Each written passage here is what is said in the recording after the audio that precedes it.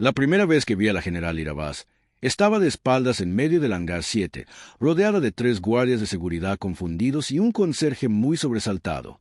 Retrocedamos. Me llamo Isen Cole.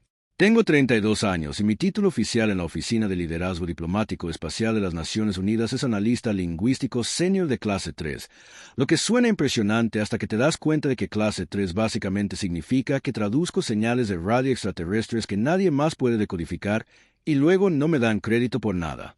Llevo unos 2 años destinado a bordo de Z-7, la enorme estación orbital que flota en algún lugar entre la Tierra y el borde de nuestro sistema solar.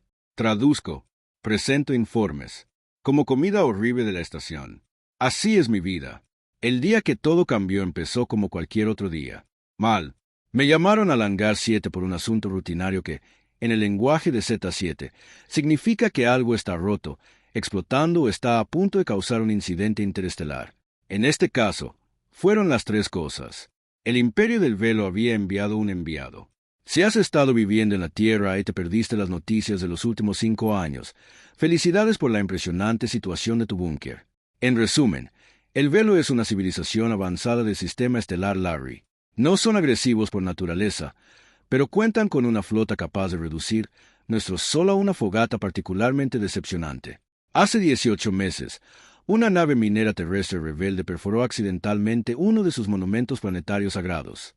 En resumen, la guerra era inminente. El tipo de guerra en la que la Tierra pierde rapidísimo. La ONU llevaba meses negociando. Y hoy, el Valle enviaba a su principal diplomática, la general Irabaz.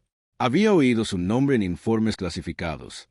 Comandante de la Quinta Flota Imperial del Velo, guerrera condecorada, brillante estratega, aparentemente aterrador en persona, la clase de ser que había enfrentado a 3 coaliciones planetarias y les había hecho disculparse por escrito.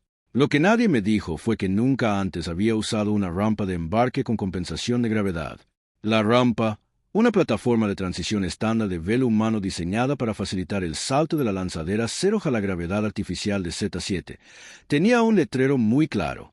Letras grandes, 15 idiomas, incluyendo 2 dialectos de velo. Advertencia: active las botas de gravedad antes de descender. No las activó. Hay que reconocerle el mérito de haber descendido con extraordinaria dignidad durante aproximadamente 2 segundos y medio.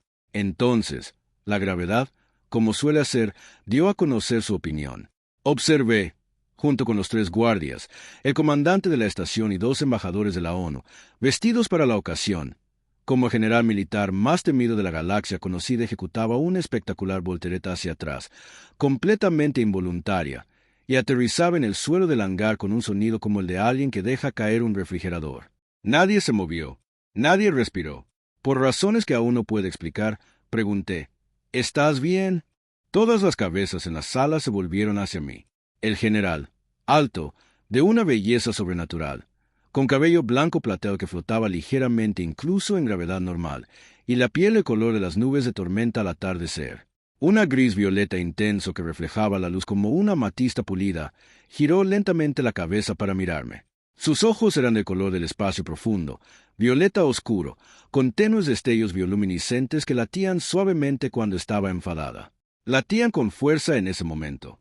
Sí, dijo, con el preciso acento recortado de alguien que había aprendido inglés con libros de texto extremadamente formales. Perfectamente bien. Se levantó, se sacudió el uniforme, una impresionante pieza arquitectónica de negro e índigo intenso, cubierto de lo que luego supe que eran honores militares, y miró a su alrededor con la expresión de quien reta a cualquiera a reconocer lo que acababa de suceder. Nadie lo hizo excepto yo, porque soy lingüista y los lingüistas están obligados profesionalmente a ser precisos. Caíste de cabeza, señalé amablemente. El comandante de la estación, Rey, emitió un pequeño ruido ahogado a mi lado. La general Irabaz me dedicó toda su atención. Cuando digo toda su atención, me refiero a la clase de atención que probablemente precedió a la destrucción de varias lunas más pequeñas. Y tú eres Isen Cole, analista lingüístico, clase 3. Hice una pausa. Traduje. Tu primer contacto por radio con la Tierra. De hecho, aquel en el que tu almirante de flota amenazó con reclasificar a nuestro hijo como un peligro celestial menor. Un silencio larguísimo que, según ella, no era una amenaza. Era una evaluación geológica. Correcto. Por eso lo traduje como una amenaza. El marco geológico era la amenaza. Muy elegante. Por cierto, lo decía en serio. Desde un punto de vista lingüístico, fue magistral. Algo cambió en su expresión. Fue sutil. La bioluminiscencia en sus ojos brilló de forma diferente, menos agresiva, más curiosa. Entendiste el subtexto. Ese es literalmente mi trabajo. Me miró un largo instante más. Luego se giró hacia el comandante Rey. Quiero que lo asignen a mi equipo de negociaciones. Rasparpadeo. El doctor Cole es reductor. Correcto. Y ese primer humano que me ha hablado sin mirarme la piel, disculparse por existir ni intentar ofrecerme una bebida. Me devolvió la mirada, lo cual agradezco. Tu gente ofrece bebidas compulsivamente cuando está nerviosa. Es agotador. De verdad que sí. Acepté. Y así fue como, sin querer, me convertí en el principal enlace diplomático entre la Tierra y el general militar más poderoso de la galaxia conocida. Mi vida se volvió mucho más extraña a partir de entonces. La primera sesión oficial de negociación estaba programada para la mañana siguiente. Mientras tanto, a la general Vaz le asignaron los aposentos VIP de la estación, una suite aproximadamente del tamaño de todo mi bloque de apartamentos en la Tierra, y me asignaron la tarea de asegurar su comodidad y responder a cualquier pregunta que pudiera tener sobre las costumbres humanas. En la práctica, esto significaba estar de pie frente a su puerta a las 22 horas mientras me interrogaba por el intercomunicador. Cole, sigue aquí, general. ¿Por qué esta habitación tiene 17 almohadas? Consideré la pregunta.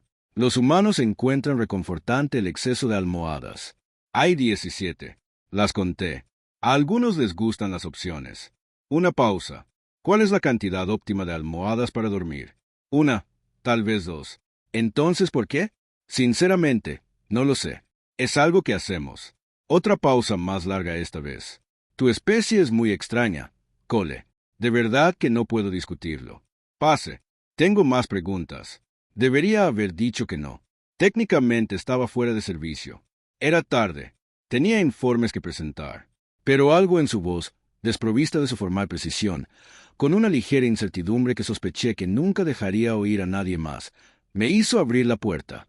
Estaba de pie junto a la ventana de observación, mirando las estrellas, todavía con su uniforme. 17 almohadas apiladas ordenadamente en un rincón. Al parecer, había resuelto el asunto de las almohadas con decisión. «Puedes sentarte», dijo sin darse la vuelta. Me senté. ¿Qué más quería saber? Guardó silencio un momento.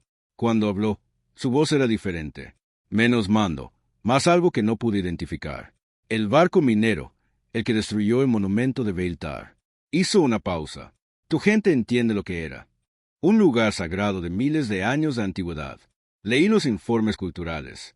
Los informes, dijo en voz baja, lo llamaban monumento. Era más que eso. Lo era. Se detuvo, volvió a empezar. Imagina la tumba más antigua de todos los que tu especie ha amado. Todos juntos en un mismo lugar. Y alguien la perforó porque quería los minerales que había debajo. La habitación se sentía muy silenciosa. Lo siento, dije, no diplomáticamente, solo con sinceridad. Se giró entonces y me miró con esos profundos ojos violeta. Tomo nota de tu disculpa, Cole. Isen, dije, puedes llamarme Isen. Algo que podría haber sido el inicio de una sonrisa se dibujó en su rostro. Fue breve, desapareció casi al instante, pero la capté. Isen, repitió, tanteando la palabra. En la cultura del velo, tu nombre se traduciría aproximadamente como criatura pequeña y decidida que sobrevive gracias a la terquedad. ¿Es un cumplido? En la cultura del velo, sin duda. Me encontré sonriendo. Luego, gracias, general.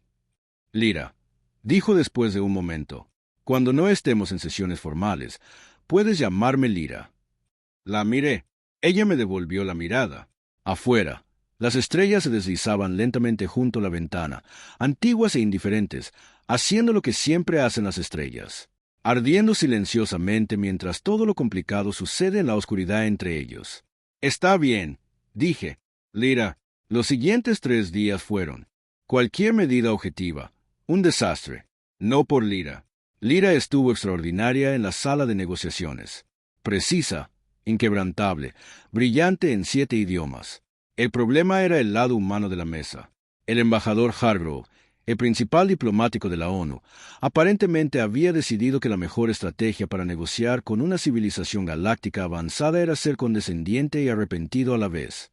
Es una combinación difícil de lograr. Lo logró sin esfuerzo. Lamentamos profundamente cualquier malentendido cultural, dijo Hargrove el primer día, aproximadamente por 14ª vez. Y esperamos que el general Vaz comprenda que nuestras intenciones eran. Sus intenciones, interrumpió Lyra con el silencio que precede a los terremotos, no fueron las que destruyeron el monumento. Sus acciones sí. El imperio del velo no negocia basándose en las intenciones. Negociamos basándose en las consecuencias. Hargrove parpadeó. Por supuesto, por supuesto. Ahora, en cuanto al paquete de reparaciones propuesto, el paquete de reparaciones, dijo Lyra, nos ofrecía una suma de dinero. Una suma sustancial. No se puede comprar al embajador muerto. La sala quedó en silencio. Observé a 3 embajadores de la ONU intentar calcular cómo responder a eso, pero fracasaron por completo. Carraspe, General Vaz Lyra, ¿cómo serían unas reparaciones significativas para el Imperio Veale? No financieras, sino culturales. Me miró y luego, lentamente, empezó a hablar, no con la terminología diplomática formal, sino con algo más personal. Describió Valar, los rituales, lo que había significado el monumento, el coste de su destrucción, no en derechos mineros ni reclamaciones territoriales, sino en algo más antiguo y difícil de cuantificar. Traduje no solo las palabras, sino su peso. Hice que los embajadores comprendieran no solo lo que decía, sino lo que significaba para ella, para su pueblo. En medio de todo esto, Hargrove se quedó en silencio. No con el silencio calculador de un diplomático, sino con el silencio genuino de quien escucha algo por primera vez. Podríamos, dijo a Robe lentamente al terminar, establecer un monumento permanente en la Tierra, con personal conjunto de asesores culturales de Val que determinarían su forma y función. Lyra guardó silencio un largo rato. Esa, dijo finalmente, es la primera propuesta que vale la pena discutir. Después de la sesión en el pasillo, se puso a caminar a mi lado. Tradujiste más que mis palabras. Ese es el trabajo. No, me estaba estudiando con esa concentración desconcertante que tenía. Un traductor da palabras. Tú le diste significado. Hay una diferencia. No supe qué decir, así que no dije nada. Caminamos en un cómodo silencio por un momento, lo cual empezaba a darme cuenta de que era inusual. La mayoría de los silencios con Lyra eran cargados, formales, cuidadosamente controlados. Este fue simplemente, deberías comer, dijo de repente. Parpadeé. ¿Qué? No has comido nada durante el día desde que llegué. Lo he observado. No es saludable. ¿Has estado supervisando mi horario de comidas? Superviso todo lo relevante para mi misión. Soy relevante para la tuya. Me miró con una expresión que habría sido inexplicablemente neutral para cualquiera que no hubiera pasado 3 días aprendiendo a leer las microexpresiones de su rostro. Me pareció sospechosamente como si acabara de darse cuenta de que había dicho algo que no pretendía. Eres útil para las negociaciones, dijo con cuidado. Bien, ven, comeremos juntos. ¿Puedes explicarme por qué la cocina humana requiere 17 tipos de pan diferentes? ¿Quieres la respuesta corta o la larga? Dado que aparentemente estás desnutrido, la corta. Los carbohidratos son reconfortantes. Consideró esto con genuina seriedad. Val tiene una categoría de alimentos similar. La llamamos Betsar. Alimentos consumidos para la regulación emocional, en lugar de la necesidad nutricional. Comida reconfortante. Tenemos una palabra para eso. Por supuesto que sí. Y ahí estaba de nuevo la casi sonrisa. Más rápida esta vez, como si le sorprendiera menos. La cena en sí estuvo bien. La cena en sí estuvo mejor que bien. De hecho, resultó que Lyra encontraba la comida de la Tierra genuinamente fascinante de la misma manera que un científico encuentra fascinante un espécimen interesante, lo que significó que hizo aproximadamente 40 preguntas sobre la pasta. Y pude ver al general más temido de la galaxia probar el tiramisú para la primera vez. Su expresión al probarlo fue la más desprevenida que le había visto. ¿Qué es esto?, dijo, no como una pregunta, sino como una acusación. Tiramisú. Es un postre italiano. Café, crema, cacao. Es extraordinario. Miró el plato con algo cercano a la sospecha. ¿Por qué no estaba en la documentación diplomática? Porque es postre. Este debería haber sido el gesto diplomático inicial antes de cualquier negociación, antes de cualquier reunión. Dio otro bocado. Su especie empezó con reparaciones económicas cuando podría haber comenzado con esto. Me eché a reír. No pude evitarlo.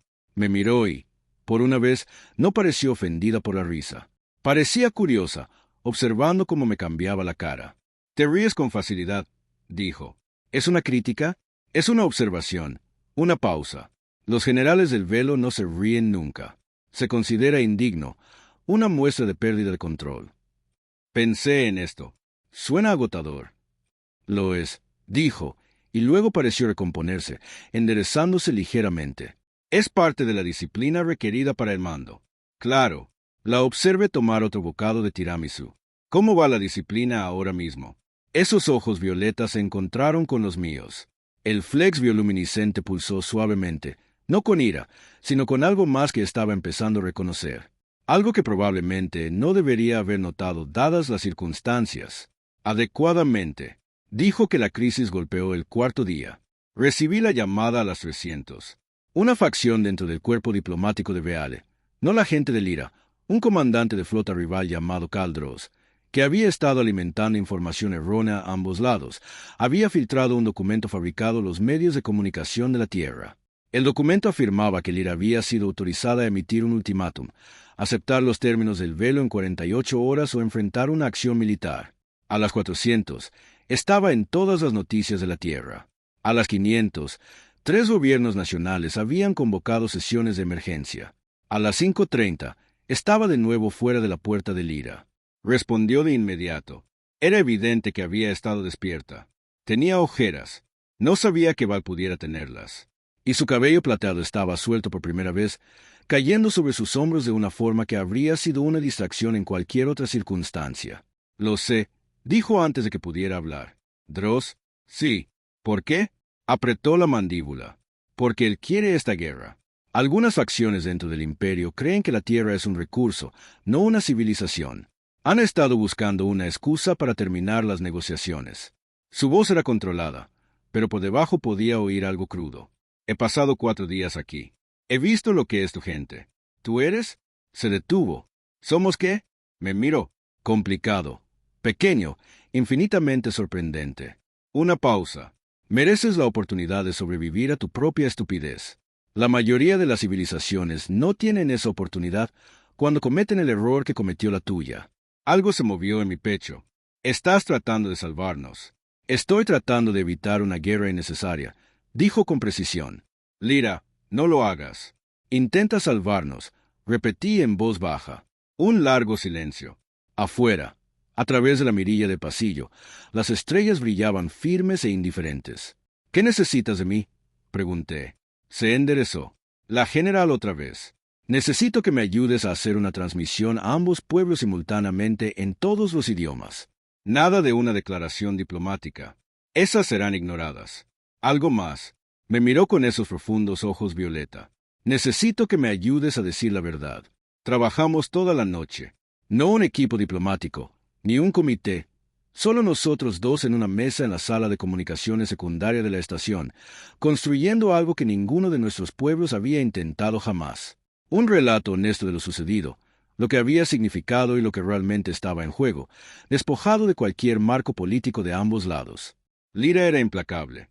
Tenía una mente como un instrumento de precisión. Podía identificar la palabra exacta en cualquiera de los 7 idiomas que tuviera más peso, más verdad, con el menor margen de distorsión. Rechazó cada frase que sugería que sonara demasiado humanamente excéntrica. Rechacé cualquier formulación que hiciera parecer que el velo era infalible. Alrededor de las 400, se recostó en su silla y se frotó los ojos. Un gesto tan humano que me sobresalté. «Estás haciendo eso», dije. Levantó la vista. «¿Qué cosa?» Lo de frotarse los ojos. Es una respuesta humana al estrés. Ellos también lo harán. ¿En serio? No somos tan diferentes como tu gente supone. Se estiró. Otro gesto sorprendentemente familiar. Evolucionamos en planetas diferentes, pero en condiciones similares. Simetría bilateral bípeda. Especies sociales que forman vínculos. Una pausa. También tenemos 17 tipos de pan. Los llamamos de forma diferente, pero la categoría es la misma. Me encontré sonriendo. Los carbohidratos reconfortantes son aparentemente universales. Las necesidades fundamentales tienden a serlo, dijo, y algo en su voz se había vuelto más tranquila, más desprevenida. Estaba mirando el borrador en la pantalla, pero tuve la sensación de que no lo veía del todo. Lyra, ¿puedo preguntarte algo que no tenga que ver con la transmisión? Me miró de reojo. Puedes preguntar cómo termina esto, no las negociaciones. Es decir, ¿cómo termina esto para ti? Regresas, comanda tu flota, y simplemente... Me detuve. Sigue siendo complicada, pequeña e infinitamente sorprendente desde una distancia prudencial. El silencio que siguió fue tan largo que pensé que había juzgado mal, que había dicho demasiado, que había traspasado la línea que separaba a la general del velo de la traductora humana. Inexplicablemente, había decidido confiar. Entonces dijo, me he estado haciendo la misma pregunta. No dije nada. A veces el silencio es lo más preciso que puedes ofrecer. En la tradición Beale, dijo lentamente, existe un concepto var. Se traduce mal a cualquier idioma humano. La aproximación más cercana sería la persona que cambia la forma de tu vida sin quererlo. No es un concepto romántico técnicamente, sino más bien filosófico. La idea de que algunos encuentros alteran la trayectoria de quien eres para siempre, independientemente de si el encuentro continúa. Me quedé muy quieta. Ya me pasó una vez, continuó, en una batalla. Un soldado que me salvó la vida no luchando, sino diciéndome que estaba tomando la decisión equivocada en el momento justo. Al principio no seguí su consejo. Era demasiado orgullosa, pero sus palabras se quedaron conmigo. Cambia la forma en que ordeno. Hizo una pausa. Pienso en eso cada vez que estoy a punto de cometer un error impulsado por el orgullo. ¿Qué le pasó? Se retiró. Cultiva algo llamado Quarit en su planeta natal. Es una raíz, un toque de calidez en su voz. Él me envía una caja de ellas cada temporada de cosecha. Lo encuentro profundamente ofensivo y profundamente conmovedor a partes iguales. Reí suavemente. Me miró y esta vez se permitió sonreír. No la casi sonrisa, no el parpadeo controlado. Una sonrisa de verdad, real y espontánea que transformó su rostro en algo que hizo que mi respiración se complicó. Isen, dijo, Lyra, vas a ser muy difícil de olvidar. ¿Es eso malo? Lo pensó. Todavía no lo sé. Pregúntame después de la guerra. No. La transmisión salió a las 7 en punto. Lo hicimos en vivo. Lyra y Vale, yo en inglés, ambas traduciendo para la otra en tiempo real, como lo habíamos estado haciendo durante días, pero de repente, con todo el planeta observando, habló de Beltar, no de la versión política, sino de la versión real, lo que significaba, porque importaba, cómo se había sentido la pérdida. Traduje su dolor al inglés con todas mis herramientas, tratando de asegurarme de que el peso de la pérdida se percibiera adecuadamente. Luego hablé de la tierra, de la compañía minera, de imprudencia, sí, pero también el contexto más amplio, una civilización lo suficientemente joven como para cometer errores catastróficos sin comprender plenamente su magnitud, lo suficientemente joven como para seguir aprendiendo, lo suficientemente mayor como para saber que debería hacerlo mejor. Lyra tradujo mis palabras al velo. Su versión era, sospeché, incluso más precisa que la mía. Al final, dijo algo en velo que no estaba en nuestro guión. Lo entendí. Se me cortó la respiración. ¿Qué dijo? El embajador Hargrove murmuró a mi lado. Dijo, traduje en voz baja, hemos conocido a uno de ustedes. Fue suficiente para recordarnos que una especie no está en su peor momento. Elegimos recordarlo. El silencio en la estación fue absoluto. Luego, lentamente, aplausos. No del tipo diplomático pulido. El tipo real de los miembros de la tripulación que observaban en el pasillo, de los técnicos en sus puestos, de personas que habían estado aterrorizados durante meses por una guerra sobre la que no tenían control. Caldros fue llamado por el Imperio Beale esa tarde. El ultimátum fabricado fue retractado oficialmente. Las negociaciones continuaron. 3 días después concluyeron no perfectamente. Los procesos diplomáticos nunca concluyen perfectamente, pero se acordó el memorial. Una comisión conjunta estableció el primer programa genuino de intercambio cultural entre la Tierra y el Imperio del Velo, programado tentativamente. Frágil todo como siempre lo es la paz real, pero real. En su última mañana, encontré a Lyra en la bahía del hangar, de pie en lo alto de la rampa de embarque, mirando las estrellas con una expresión que había aprendido a leer, la que usaba cuando pensaba algo que no había decidido, si decir activando tus botas de gravedad esta vez. Pregunté, se giró. Esa sonrisa de nuevo, inmediata ahora, sin vigilancia, como si hubiera dejado de decidirse mostrarla. He estado practicando. Bien. El equipo de seguridad estaba traumatizado. Se rió en voz baja, suavemente, y luego pareció sorprendida, como siempre, como si la risa fuera un reflejo que su entrenamiento nunca había logrado extinguir. Nos quedamos allí un momento. Las estrellas pasaban flotando más allá de las puertas del hangar, haciendo lo que siempre hacen. Voy a extrañar tus preguntas sobre almohadas, dije. Voy a extrañar tener a alguien que discuta conmigo, dijo ella. Mucha gente discute contigo. Discuten porque tienen miedo. Discuten porque creen que estoy equivocada. Una pausa. Es diferente. La miré. Ella me devolvió la mirada. Había algo en el aire entre nosotros. Algo que se había estado gestando durante días y no tenía dónde ir porque ella era la general de un imperio alienígena. Y yo era un traductor de clase 3 con 17 informes sin leer en su escritorio. Y existíamos en categorías completamente diferentes del universo. Lyra, dije, no digas algo que lo dificulte, dijo en voz baja. Iba a decir programa de intercambio cultural. La Tierra está enviando un enlace al espacio del velo. Alguien que entienda los matices, alguien que hable el idioma. Se quedó muy quieta. Ese puesto aún no se ha anunciado. No, pero anoté mi nombre en la lista de solicitantes esta mañana. Hice una pausa justo después de la transmisión, antes de saber cómo terminarían las negociaciones. Esos ojos violetas me estudiaron. El flex bioluminiscente latía suavemente. El patrón cálido, el curioso, el que llegué a reconocer como algo que ella nunca había nombrado. Eso era, dijo lentamente, o muy optimista o muy insensato. Los lingüistas dirían que era una expresión de creencia en un resultado favorable. Los guerreros dirían que era un riesgo calculado. ¿Qué diría un general con velo? Pero guardó silencio un largo rato. Luego, con mucha precisión, un general con velo diría que la solicitud debía aprobarse porque el puesto de enlace requiere a alguien que entienda no solo las palabras, sino su peso. Y con la razón adicional de que hizo una pausa, el imperio podría beneficiarse de más humanos que se nieguen a disculparse por darse cuenta cuando alguien cae de cabeza. Sonreí. ¿Es un respaldo oficial? Considérelo informal. Extendió la mano. No la despedida formal con velo, ni el saludo cruzado ni la reverencia, sino el apretón de mano a su mano. Claramente lo había buscado. Tomé su mano.